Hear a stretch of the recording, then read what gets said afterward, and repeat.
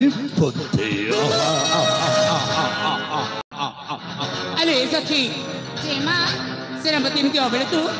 आछंती जाओ सखी री पचारि बुझियाछ ताले ठीक अछि रा आमे बुझिके आसीछु सेनापति सेनापति बस इतनी रात्रे आसवा कारण कौन आइलो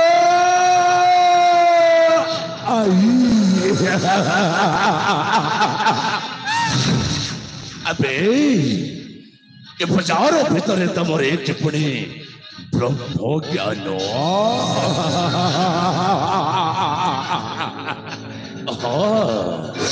तमर एमती भाविबाटा भी तो स्वाभाविक ना आपण कौन कहले आमे किछि भी बुझि पारलुनी बुझिब केमिति मुझे बुझिबण मोर सहचरी वृंद निश्चय बुझिब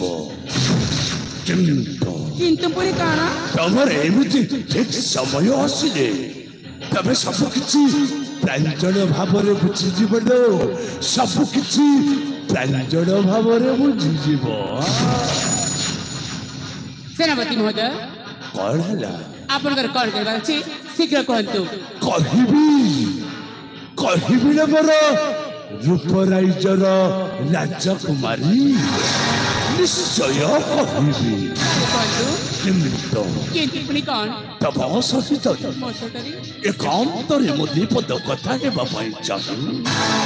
एणु दयाकर तमर एई सहचरी वृंद को बाहर अपेक्षा करबाक कह बस तापरे जाई मो तमको सब किछि प्रांजन भावरे कहिदबी अले बिजली जेमा सेनापति मो सहित एकांतरे वार्तालाप करे पई चाहउछंती हाला तमे चार जण जाई कि समय बाहर अपेक्षा कर सखी ताले ठीक अछि रा शीघ्र शीघ्र फेरी आसीबा जमा भी डरी करबनी ना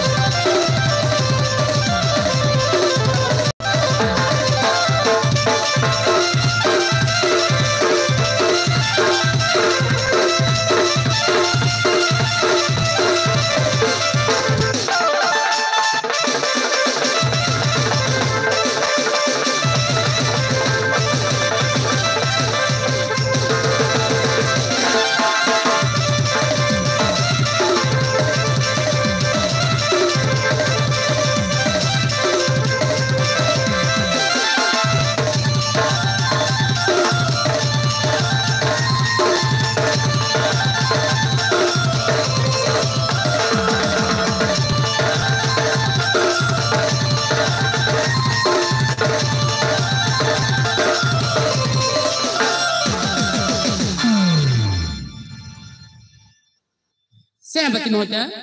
हां वर्तमान मो सखी माने एठी जाय साचंती बस बस बस आपनकर कौन करबार अछि शीघ्र कहंतु जदि तब किछि खराब प्रभाव ताहले मो तमको गोटाई कथा कहिबिलो राजकुमारी मणिकन्या का ताले कहंतु ताहले सुनलो राजकुमारी मणिकन्या मो आपण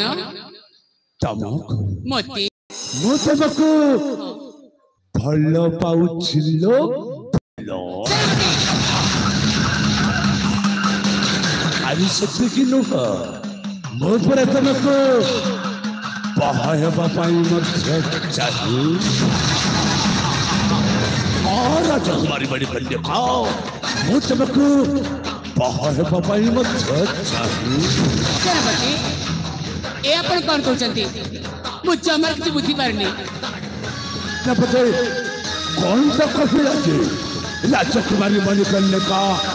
एहिने भी अबुझाई गला मु बुझी पारुनी ए कथा